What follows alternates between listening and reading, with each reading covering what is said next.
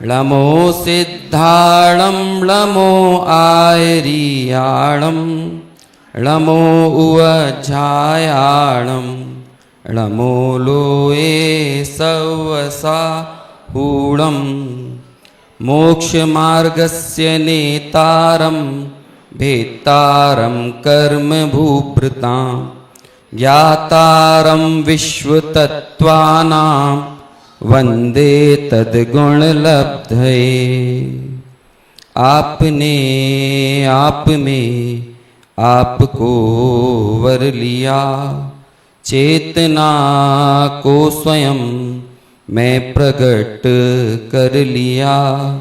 हे विरागी प्रभु, हे महावीर जिन, आपके दर चरण मैं शतत नमन। देखिए, साधन और साध्य की बात कल हमने शुरू की थी। साधन किसे कहते हैं, साध्य किसे कहते हैं, थोड़ा सा दिमाग में क्लियर है। साध्य अर्थात जिस लक्ष्य की प्राप्ति करने के लिए हम आगे बढ़ रहे हैं, और साधन जिसके माध्यम से उस लक्ष्य तक पहुंचना है। साध्य की स्पष्टता भी जरूरी है और साधन की स्पष्टता भी जरूरी है। यदि दोनों में ही हम कहीं अस्पष्ट हैं तो जिस लक्ष्य के लिए हम आगे बढ़े हैं उसकी सिद्धि कर पाना संभव नहीं है। तो कैसे, और देखिए दोनों ही चीजें बड़ी शुद्ध होना चाहिए। शुद्ध मतलब पवित्र होना चाहिए। यदि साध्य आपका पवित्र नहीं है तो उसके लिए अपनाए गए साधन भी निश्चित तौर पर पवित्र नहीं होंगे, और अपवित्र साधनों से कभी पवित्र साध्य को पाया नहीं जा सकता।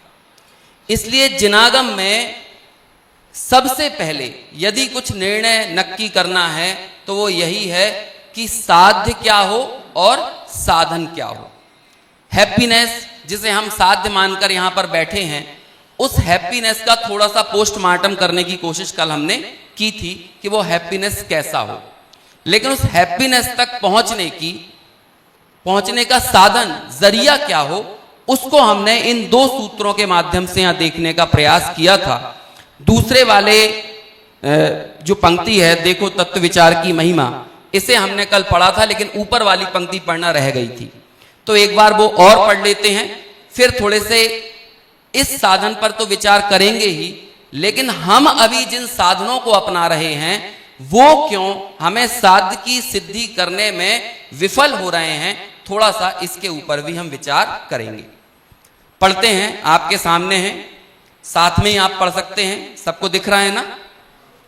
भेद विज्ञानतः सिद्धा सिद्धा ये किल केचन अस्यैवाभतो बद्धा बद्धा ये किल केचन। क्या कहा आचार्य अमृत चंद्र की ये पंक्तियां, जो कि आत्मख्याति में उद्धृत हैं, जो दो टूक शब्दों में कहती हैं आज तक जितने सिद्ध हुए हैं, इस चौथे काल में नहीं, इससे पहले वाले चौथे काल में नहीं, उससे पहले वाले भी अनंत कालों में और विभिन्न क्षेत्रों से, अकेले यहीं सम्मेश शिखर से नहीं, जहां से भी जब भी जो भी सिद्ध हुए हैं वे सारे सिद्ध कैसे हुए हैं? भेद विज्ञान से। और जितने लोग बंधे हुए हैं, हम बंधे हुए हैं, आज बंधे हुए हैं, पहले से बंधे हुए हैं, आगे तक बंधे रहेंगे, उस बंधन का कारण भी क्या है? भेद विज्ञान का अभाव। तो जब आचार्य इतना जोर उस भेद विज्ञान पर दे रहे हैं तो उस भेद विज्ञान में कुछ तो बात होगी ना, कि हमने सब कुछ किया लेकिन वही भेद विज्ञान नहीं किया। इसलिए उस भेद विज्ञान के बारे में, उस भेद विज्ञान रूपी साधन तक पहुंचने के लिए यहां पर अभी हम द्रव्य गुण पर्याय का स्वरूप समझ रहे थे, और उसी कड़ी में, उसी श्रृंखला में तत्व को समझने का प्रयास हम यहां करेंगे। लेकिन अभी थोड़ा सा हम विचार करें हमारे वर्तमान साधनों पर। क्या कारण है कि हम जिन साधनों से हैप्पीनेस को, सुख को तलाश रहे हैं, वो साधन हमें उस सुख को देने में आखिर विफल कहां हो जाते हैं? समस्या कहां खड़ी होती है। तो जरा साधन क्या है, साधन से आचार्य क्या कहना चाहते हैं, थोड़ा सा उस पर विचार करते हैं।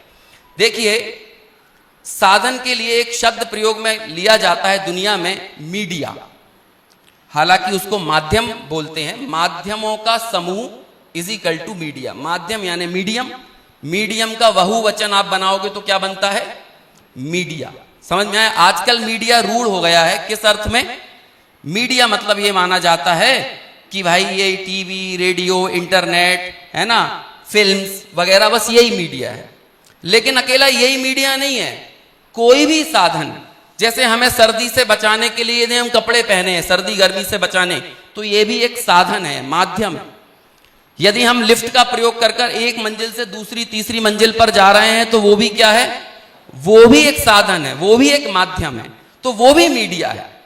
अब ये सारे साधन जो नए नए इनोवेशंस हर रोज आए दिन हमको देखने को मिलते हैं, नई ट्रेन बन गई, नई कार आ गई, नया कंप्यूटर लॉन्च हो गया, नया मोबाइल फोन आया, जितने भी जो भी जहां भी साधन बनते जा रहे हैं, और वो सारे साधन किस उद्देश्य के लिए बनाए जाते हैं। नया मोबाइल आता है तो क्यों, हमें हैप्पी बनाने के लिए।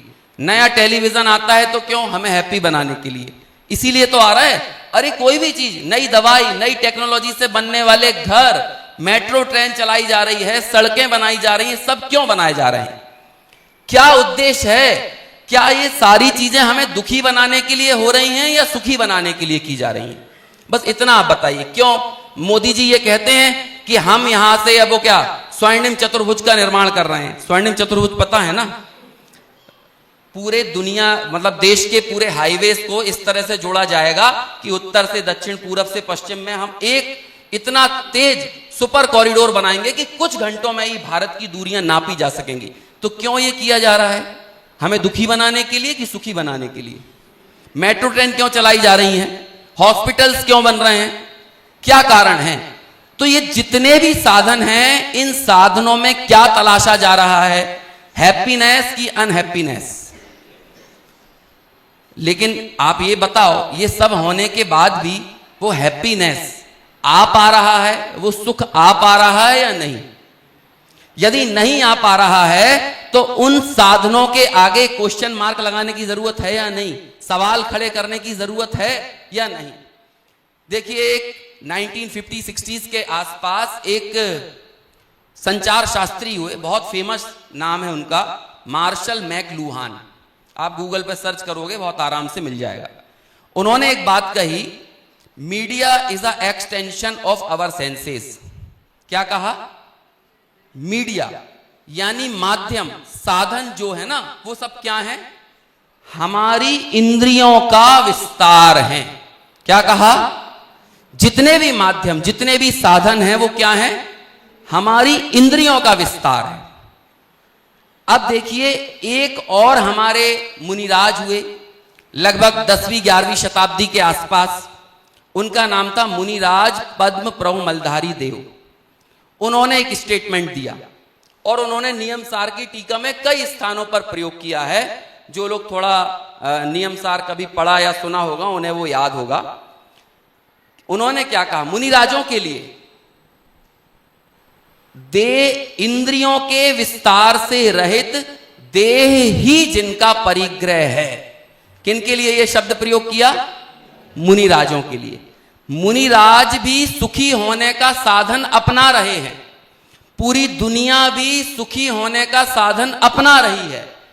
दुनिया जिस साधन को अपना रही है वो साधन कैसे हैं? एक्सटेंशन यानी विस्तार है। किसका? हमारी इंद्रियों का। मुनिराज जो साधन अपना रहे हैं वो कैसा है? उनका देह परिग्रह तो है, लेकिन कैसा देह? जिसमें इंद्रियों का कोई विस्तार नहीं है। ओवरडोज तो नहीं हो गया पीछे? समझ में आ रहा है? दो स्टेटमेंट आपके ख्याल में हैं ताकि हम दोनों स्टेटमेंट्स की तुलना कर सकें और फिर हम साधनों का मूल्यांकन कर सकें कि आखिर साधनों में गलती क्या हो रही है।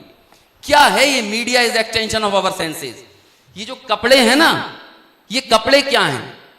हमारी त्वचा का विस्तार है। ये वो कहना चाह रहा है। ये जो कार, बाइक, एरोप्लेन, ट्रेन, ये सारी ये जितनी भी आवागमन के साधन है ना, ये क्या है? ये हमारे पैरों का विस्तार है। ये टेलीविजन, ये रेडियो, ये हमारे कान का विस्तार है, ये हमारी आंखों के विस्तार है। ये तरह तरह के पकवान, ये सब क्या है? ये हमारी रसना का विस्तार है। आपको समझ में आ रहा है? ये रसना ही है। आचार्य अमृतचंद्र ने 31वें नंबर की समय सार की गाथा की टीका में कहा, उन्होंने कहा इंद्रियां मतलब क्या? तो उन्होंने 3 तरह की इंद्रियों की चर्चा की। पहली, भाव इंद्रिय भी इंद्रिय है, द्रव्य इंद्रिय भी इंद्रिय है, और इंद्रिय के विषय भी क्या है? वो भी इंद्रिय हैं। तो इंद्रियां कितनी हो गई? तो ये इंद्रिय के विषय भी इंद्रिय क्यों हैं? क्योंकि इंद्रियों का ही एक्सटेंशन है, इंद्रियों का ही वो विस्तार है। समझ में आया? तो अब दूसरी तरफ एक मुनिराज हैं, वो भी कोई साधन अपना रहे हैं, और हम जब उनकी परिभाषा पढ़ते हैं तो क्या पढ़ते हैं? निज स्वभाव साधन द्वारा। उनके पास अपने को सुखी बनाने का साधन है, लेकिन वो साधन कहीं बाहर से, इंद्रियों से, इंद्रियों के विषयों से नहीं आ रहा है, बल्कि कहां से आ रहा है? निज स्वभाव, स्वावलंबन से आ रहा है। और स्वावलंबन रूपी साधन से जो साध्य पाया जाएगा वो भी कैसा होगा? वो भी कैसा होगा? वो भी स्वाधीन होगा। पराधीन साधनों से अर्जित किया गया साध्य भी पराधीन होता है, स्वाधीन साधन से प्राप्त किया गया साध्य भी स्वाधीन होता है। अब आप सोचिए कि जब जब भी, अरे नई टीवी आती है, नई नई कार लेके कोई आता है ना, और बहुत तेज बारिश हो रही है, तो खुद भी बारिश में भीगता हुआ अपनी उस कार की सुरक्षा करने के लिए बाहर जाता है। फिर उसे अपने भीगने की चिंता नहीं लगती। नया नया कुर्ता पहन के आओ और उसमें जरा सा स्क्रैच लग जाए, ऐसा लगता है कि हमारी स्किन में स्क्रैच लग गया है। आम खाओ ना, अभी आम की चर्चा चल रही थी, और आम के शौकीन लोग यदि आम खाते हैं तो उनकी बिल्कुल ऑटोमेटिक उनकी आंखें बंद हो जाती हैं, और ऐसा लगता है कि वो आम मानो खुद में ही समा गया है। इतनी गहराई से, एक गर्मी वगैरह के मौसम आते हैं ना, और बाजार में आप बहुत थक जाओ, तो लोग वाग तो कुछ नहीं, उस ठंडक के लिए एटीएम के अंदर ही घुस जाते हैं कि कम से कम एटीएम में जाकर ही थोड़ी सी राहत मिल जाए। और जैसे ही वहां पर आता है ना, एसी की ठंडक में, कूलिंग में, तो ऐसा लगता है कि पूरा मानो वो त्वचा में ही चला गया है। स्पर्श के साथ ऐसा जुड़ान भीतर तक होता है कि लगता है ये ही मैं हूं। उससे अलग खुद को देखने का, समझने का कोई प्रयत्न, कोई प्रयास होता ही नहीं है। और ये जो इंद्रियों के विषयों से जो हमारा घेराव है, ये कितना गहरा है, कितना अटैच्ड है, कि इसे दूर करने के लिए, इसे तोड़ने के लिए आपको 49वें नंबर की गाथा की टीका याद आती है समय सार की। एक एक विषयों के प्रति तृष्णा, एक एक इंद्रिय विषय के प्रति निजता के बोध को तोड़ने के लिए आचार्यों ने 6-6 बोल लिखे, और एक बार नहीं लिखा, 6-6 बार लिखे।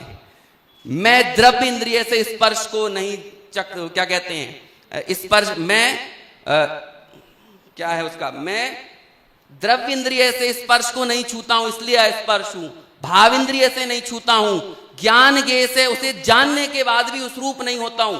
ऐसे 6-6 प्रकार से उस स्पर्शन इंद्रिय के, रसना इंद्रिय के, चक्षु के, घ्राण के, कर्ण के, इन विषयों से हमारी आसक्ति तोड़ी। तो क्यों इतनी जरूरत पड़ी, क्यों इतनी मशक्कत करने की जरूरत पड़ी उन्हें? क्योंकि मालूम है ना कि आखिर गहराई से चीजों को सुनने के बाद भी हमारा जो निजता का बोध है ना, वो इतना गहरा पड़ा हुआ है कि उसको तोड़ना आसान नहीं हो पाता है। तब जाकर एक संचार शास्त्री को, जिसने जैन दर्शन नहीं पढ़ा, लेकिन वो भी ये बात कह देता है कि ये दुनिया में जो कुछ भी दिख रहा है वो क्या है। और हमें आनंद भी आता है, हमें पता चलता है हमारे घर के पास ही एक सिनेमा घर खुल गया, मल्टीप्लेक्स खुला, शॉपिंग मॉल खुला। बोलो मजा आता है कि नहीं? काय का मजा आया? अरे हमारी आंखों का विस्तार हो गया, तो इसलिए मजा आ रहा है। आपको ये बात ख्याल में आती है? नया अस्पताल खुल गया, किस बात का मजा आया? हमारे घर के पास ही खुला है। अच्छा बोलो, ऐसा शरीर किसको चाहिए जिसमें इंद्रियों का विस्तार ना हो? बोलो किसको चाहिए?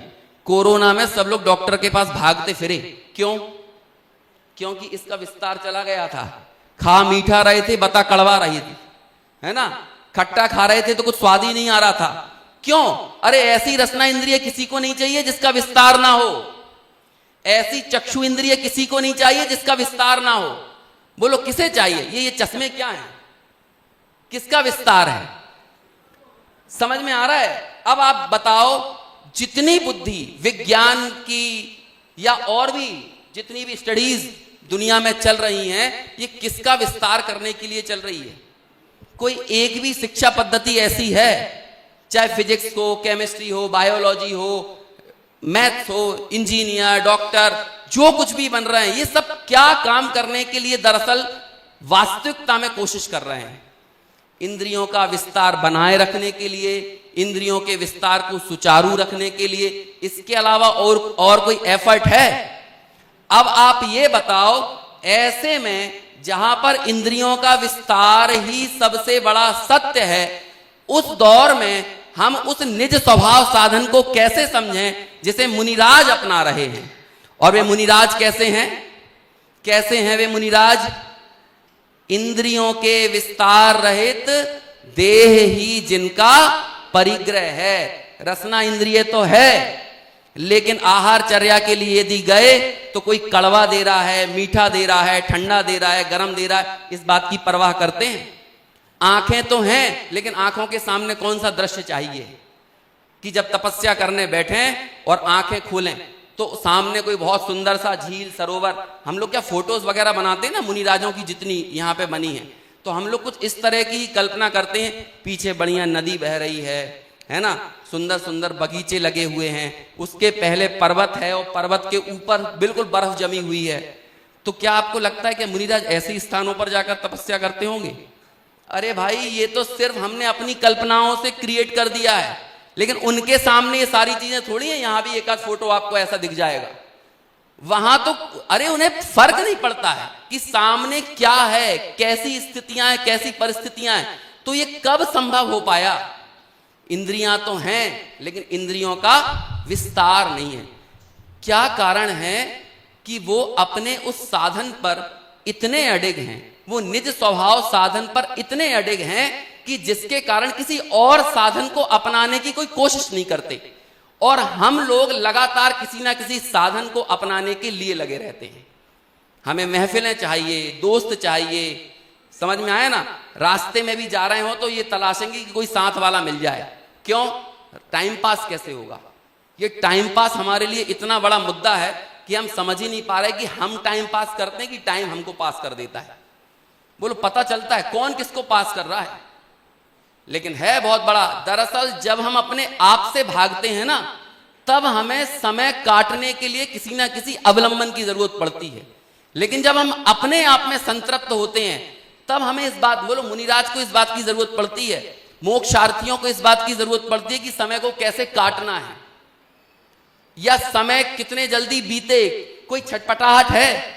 कई कई वर्षों तक छठे सातवें गुण स्थान में झूलते रहते हैं। तो कभी तो मुनिराज को ऐसा लगता होगा, क्या करें, केवल ज्ञान हो ही नहीं रहा है, हो ही नहीं रहा है, और कितनी कोशिश करें, और कितना अवलंबन लें, पता नहीं और कितने दिन लगेंगे। हम लोगों को तो यदि 2 दिन, 3 दिन, 5 दिन, 50 दिन यदि स्वाध्याय करते करते हो जाए ना, तो लगने लगता है कुछ हो ही नहीं रहा है, कुछ हो ही नहीं रहा है। क्यों? ये छटपटाहट हमारे अंदर क्यों है? हमें हर जगह गारंटी क्यों चाहिए? मतलब कोई से ये कहो ना भाई स्वाध्याय में आया करो, तो वो भी ये पूछने लगता है कि बताओ स्वाध्याय करने से कितने दिन में सम्यक दर्शन हो जाएगा। अब बोलो क्या गारंटी दे दें उसे? हर जगह बिना गारंटी के कोई आदमी धर्म मार्ग में भी नहीं जुड़ना चाह रहा है। यहां भी उसे लगता है कि कोई बाहर का अवलंबन अपनाए तब जाकर हमारा काम होगा। बोलो कितने घंटे प्रवचन सुने, गुरुदेव को कितने घंटे सुने तो इससे सम्यक दर्शन हो जाएगा? अरे भाई, एक पर्टिकुलर स्टेज पे आने के बाद तो आपको अपना ही साधन अपनाना पड़ेगा ना। और ये जितने भी साधन हैं, ये हैप्पीनेस का ये पूरा का पूरा ये जो क्या उपक्रम रचा गया है, ये काय के लिए है? ताकि हम परावलंबन की बुद्धि को छोड़ें। और ये परावलंबन रूपी साधनों की दृष्टि कब छूटेगी? जब साध्य की स्पष्टता होगी। तो अभी हम इन परावलंबी साधनों से किस साध्य को चाहते हैं? बोलो, चले गए क्या सभी लोग? कौन सा साध्य चाहते हैं? कौन सा साध्य? वो सुख है, लेकिन वो सुख कौन सा है? अरे इंद्रियाधीन अवलंबनों से आने वाला साध्य।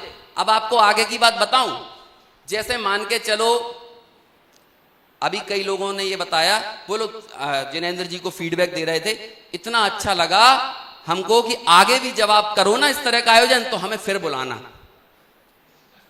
हमें फिर बुलाना, हमें फिर से बता देना।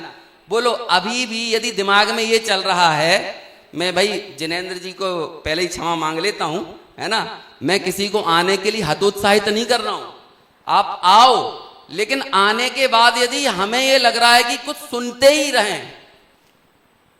पंडित जी साहब थे रविंद्र जी, वो एक बात कहा करते थे, ज्यादा सुनोगे ना तो सुनने की क्षमता चली जाएगी।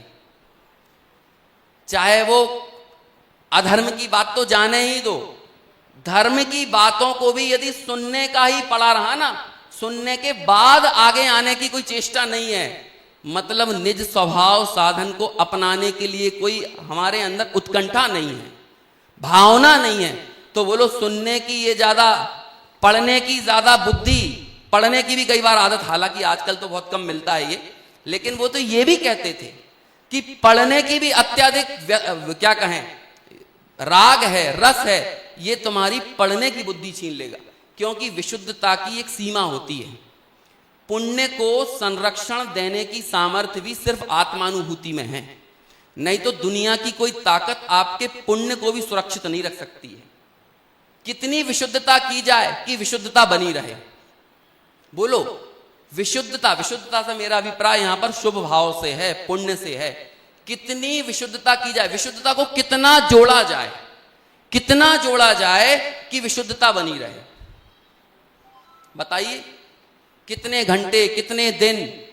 अरे विशुद्धता यदि शुद्धता में, शुद्धता का कारण नहीं बनी, कारण से मेरा अभिप्राय ये नहीं है कि विशुद्धता करते करते शुद्ध भाव हो जाएगा।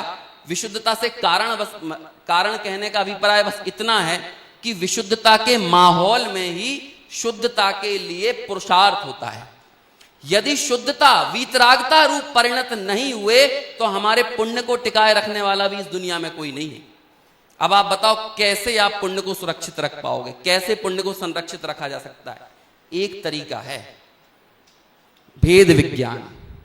भेद विज्ञानता सिद्धा सिद्धा ये किल केचना, अस्य भाव तो बद्धा बद्धा ये किल केचना। तो कौन सी चिड़िया का नाम है ये भेद विज्ञान? क्या करना है इस भेद विज्ञान के लिए? कौन सी कोशिशें करना है? किनके बीच में? हमारे दिमाग में तो बहुत अच्छे से भेद विज्ञान है, और आज के समय में तो बताऊं भेद विज्ञान कायदे से बहुत आसान हो गया यदि आप समझ सको तो। हम अभी तक मानते थे ये आंखें हमारी हैं, लेकिन आज विज्ञान ने बता दिया ये आंखें यदि खराब हो जाएं तो आप आइस ट्रांसप्लांट करा लो, तो क्या होता है, दूसरी आंखें आपको मिल जाएंगी। हमें लगता था हार्ट हमारा है, लेकिन इसका भी ट्रांसप्लांट हो जाता है। किडनी हमारी है, इसका भी ट्रांसप्लांट हो जाता है। लीवर हमारा है, इसका भी ट्रांसप्लांट हो जाता है। ऐसे मेरे हिसाब से 8 अंग हैं जिनका ट्रांसप्लांट हो सकता है। एक पिक्चर आई थी बहुत पहले, शेप ऑफ थीसिस नाम था उसका। उस फिल्म में ऐसा बताया, उसमें 8 अंगों को ट्रांसप्लांट करके 8 अलग अलग लोगों में लगाया। समझ में आया? तो उससे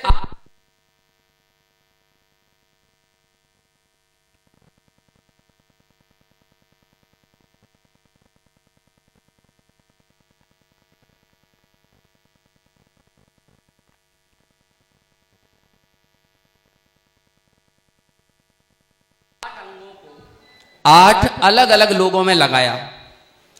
तो हम कुछ ऐसा भी तो कर सकते हैं, इन 8 अंगों को एक व्यक्ति में लगाकर एक नया आदमी खड़ा कर दें। कुछ ऐसा भी किया जा सकता है कि नहीं? तो वो आखिर में प्रश्न करता है कि 8 हमने एक ही व्यक्ति में 8 अंगों का ट्रांसप्लांट करके एक नया व्यक्ति खड़ा किया, तो वो नया हो गया ना?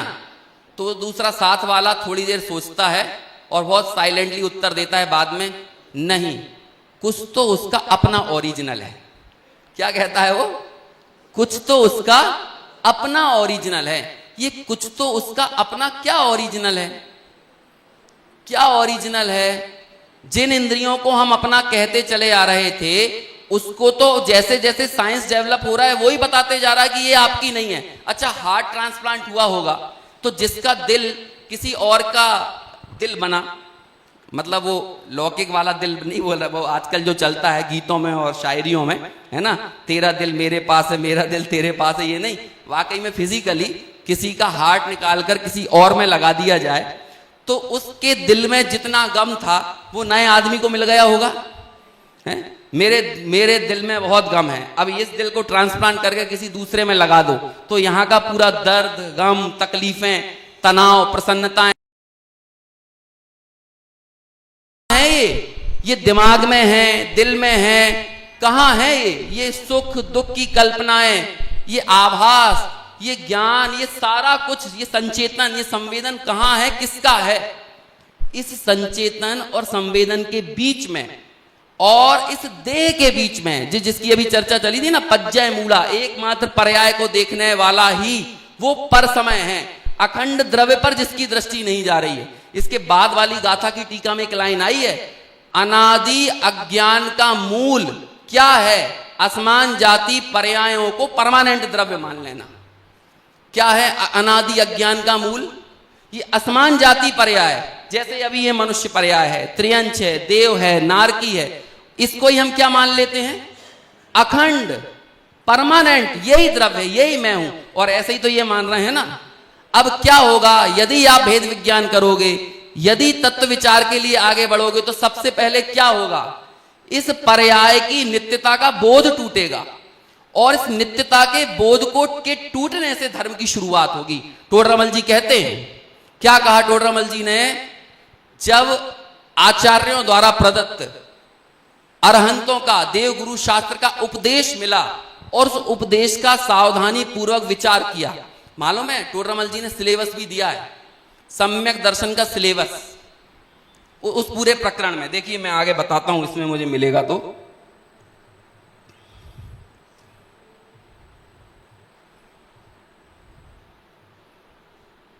ये देखिए सम्यक का सिलेबस, क्या क्या लिखा है यहां पे, किन चीजों का विचार करना। उपदेश तो बहुत तरह का मिलता है, लेकिन जितना जरूरी है उसमें सबसे पहले क्या है? पहला क्या है? प्रयोजन भूत मोक्ष मार्ग। दूसरा क्या है? देव गुरु और धर्म। तीसरा क्या है? जीवादि तत्वों का। चौथा स्व पर का। और पांचवा अपने हितकारी अहितकारी भावों का। इसमें सातों तत्व आ जाते हैं। इसमें आप ऊपर की चीज देखेंगे तो प्रयोजन भूत मोक्ष मार्ग आपको दिखाई देगा। यदि आप देव गुरु धर्म को समझेंगे तो इसमें क्रमशः आपको मिलेगा, इसमें आपको संवर निर्जरा तत्व दिखेगा, इसमें आपको मोक्ष तत्व मिलेगा। जीवादि तत्वों को तो जीव अजीत तत्व संबंधी जो भूल पड़ी हुई है उसे तोड़ने का उपाय होगा, स्वापर का। और अपने हितकारी अहितकारी भाव, इसमें भी आप पाओगे कि क्या आश्रव बंध है, क्या संवर निर्जरा है। इसमें अल्टीमेटली सातों तत्वों का ही विचार आ गया। देखो तत्व के संबंध में तीन तरह की मान्यताएं दार्शनिक जगत में चलती हैं। एक होता है एक तत्ववादी दृष्टिकोण, एक होता है द्वितत्ववादी या द्वैतवादी दृष्टिकोण, और एक होता है बहुलवादी दृष्टिकोण। कौन कौन से हुए? एक तत्ववादी या अद्वैतवाद, अंग्रेजी में मोनोइज्म बोलते हैं, द्वैतवाद यानी ड्यूअलिज्म, और बहुलवाद यानी प्लूरलिज्म। पूरे दुनिया के दर्शन जितने हैं ना, उनमें ये तीनों ही दृष्टिकोण पाए जाएंगे। कोई दर्शन आपको अद्वैतवादी मिलेगा, कोई द्वैतवादी मिलेगा, कोई बहुलवादी मिलेगा। एक भी दर्शन ऐसा नहीं है जिसमें ये तीन दृष्टिकोण ना मिले। अब आपसे प्रश्न पूछा जाए, बोलो जैन दर्शन कैसा है? कौन सा तत्ववादी है? बहुल तत्ववादी है, द्वैत तत्ववादी है कि एक तत्ववादी है? बताओ। एक तत्ववादी है। आंटी ने कहा एक तत्ववादी है। यदि एक तत्ववादी है, वे सात तत्वों की बात क्यों करते हैं? तो सात तत्व की बात करेंगे तो वो बहुलवादी हो गया, प्लूरलिज्म हो गया, बहुत सारे तत्व हो गए। तो एक है कि बहुल है कि द्वैत है? अच्छा, एक प्रयोजन भूत है ऐसा कह रहे हैं। और यहां पर स्वापर का भी लिखा हुआ है, तो यहां पर द्वैतवादी हो गया। अरे भाई, ना जैन दर्शन एक तत्ववादी है ना द्वैतत्ववादी है, ना बहुतत्ववादी है। जैन दर्शन अनेकांतवादी है। अब आप अनेकांतवाद में तीनों तत्व देख सकते हो। जब ये कहा जाता है तत्वार्थ श्रद्धानम सम्यक दर्शनम, तो ये जैन दर्शन का बहुतत्ववादी दृष्टिकोण है। जब कहते हो स्वपर का श्रद्धान सम्यक दर्शन है, ये जैन दर्शन का द्वैतवादी दृष्टिकोण है। और जब कहा जाता है आत्म श्रद्धानम सम्यक दर्शनम, तो ये जैन दर्शन का एक तत्ववादी दृष्टिकोण है। बोलो इसमें तीनों परिभाषाओं में अल्टीमेटली सिद्ध क्या हो रहा है? अनेकांतवाद। जब आप तत्वार्थ सूत्र की सर्वार्थ सिद्धि टीका पढ़ोगे ना, या राजवार्तिक भी पढ़ोगे, तो अन्य मत वालों ने जैन दर्शन के हर एक बिंदु के ऊपर सवाल खड़े किए कि तुम ऐसा मानते हो तो ये गलत है, ये करोगे तो इसमें ये दोष आएगा। तो मालूम आचार्य अपने उत्तर की शुरुआत कहां से करते हैं? स्यादवादियों के मत में ये दोष खड़ा नहीं होता। हर प्रश्न का उत्तर कहां से शुरू करते हैं? स्यादवादियों के मत में, अनेकांतवादियों के मत में ये दोष खड़ा नहीं होता। हर जगह उन्होंने कहा आप उत्पाद व ध्रुवयुक्तम वस्तु मानोगे, इसमें दोष खड़ा होता है। आप इसे कैसा कहो कि पर्याय उत्पाद व वाली होती है और क्या कहते हैं, द्रव्य जो होता है वो ध्रुव्य होता है, ऐसा कहो। आप ये मत कहो कि द्रव्य उत्पाद व ध्रुव्य वाला होता है। लेकिन आचार्य ने कहा नहीं, अनेकांतवादियों के यहां ये कोई दोष नहीं है। और जब ये चर्चा चलती है ना, इसी चर्चा के बीच में जैन दर्शन का सबसे क्रांतिकारी सूत्र आता है, अर्पितान अर्पित सिद्धे। कौन सा सूत्र आता है? अर्पितान अर्पित सिद्धे। कि नहीं, जैन दर्शन में हर वस्तु की सिद्धि है। कैसे? अर्पित अनर्पित, मुख्य और गौड़ करके हम सब सिद्ध कर देते। तो हो गया ना बहुतत्ववादी दृष्टिकोण। तो यहां पर देखो सब चीजें दिख रही हैं। यहां पर आपको स्वापरवी है, जीवादी तत्व है, प्रयोजनभूत मोक्ष मार्ग है, और अपने अहितकारी अहितकारी भाव है। जब इसका सावधानी पूर्वक विचार किया तो सबसे पहले कौन सा अज्ञान उड़ता है? पर्याय की नित्यता का बोध।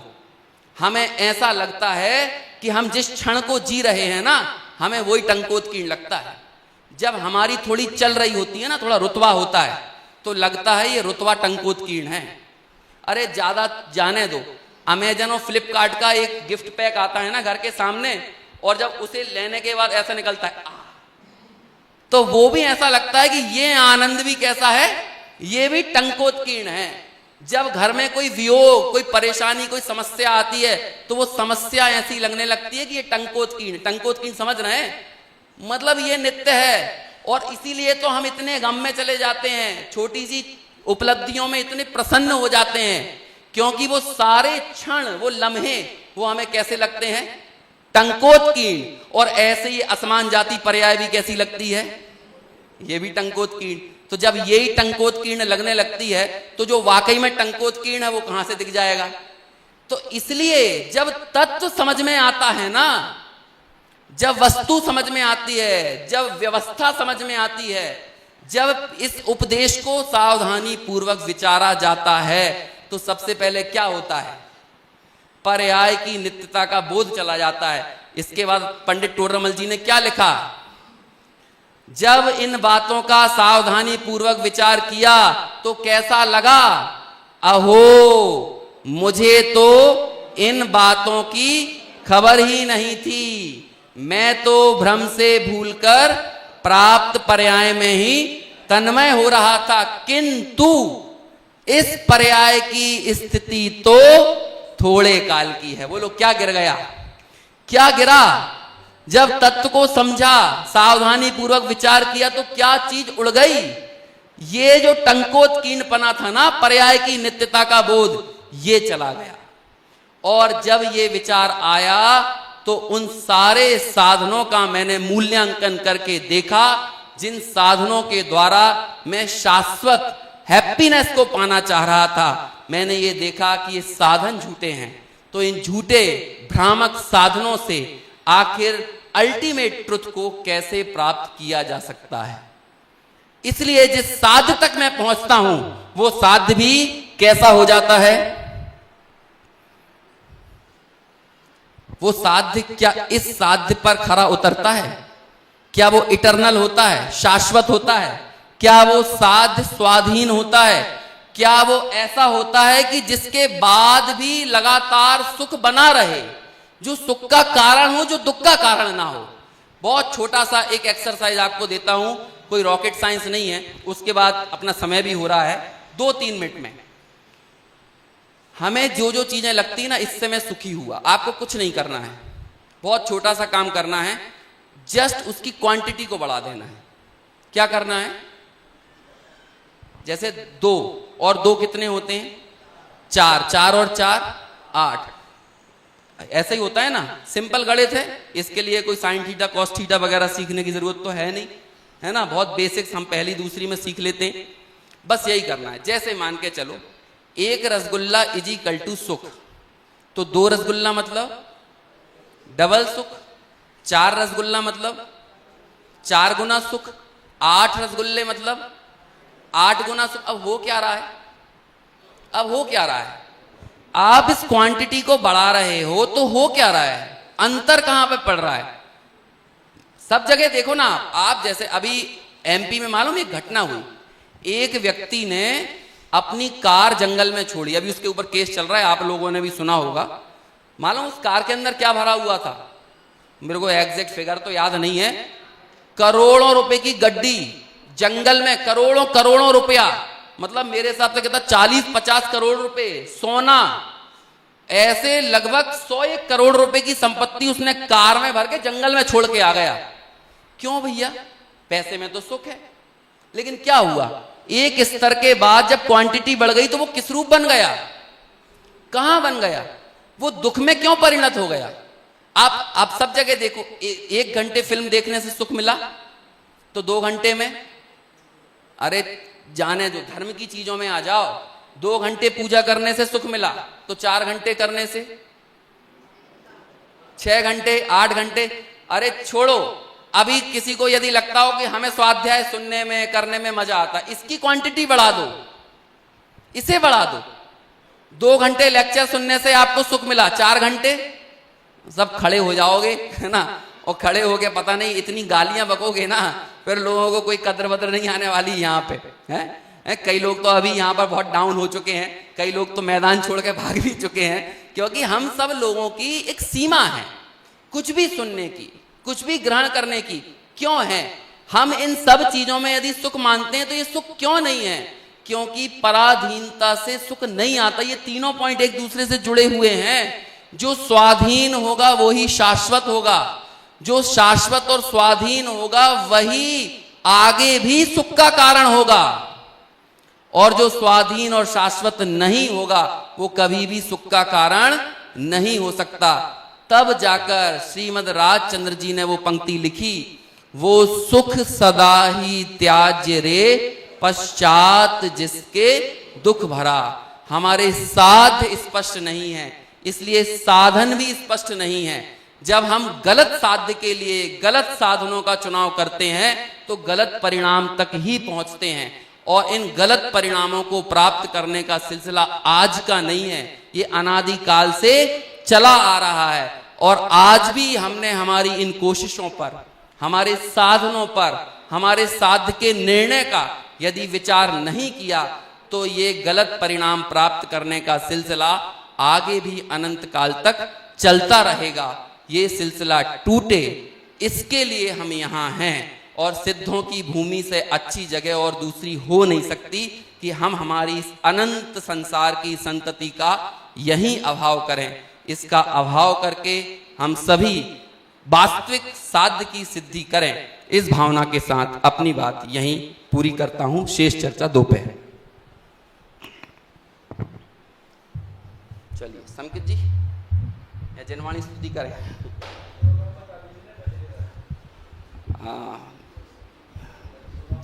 एक मिनट।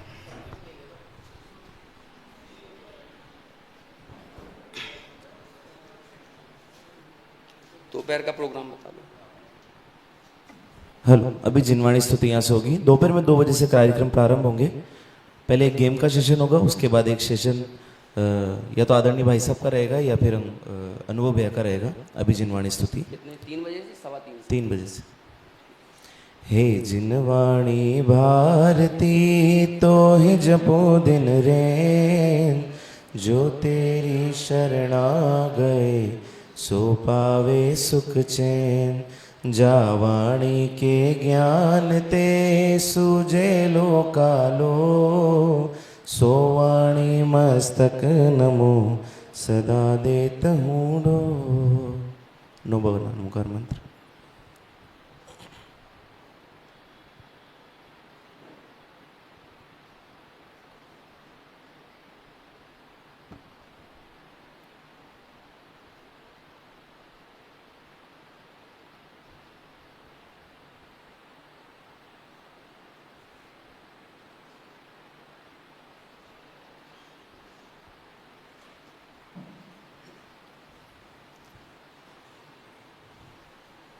जिवली द्वादशांग में जिनवाणी माता की।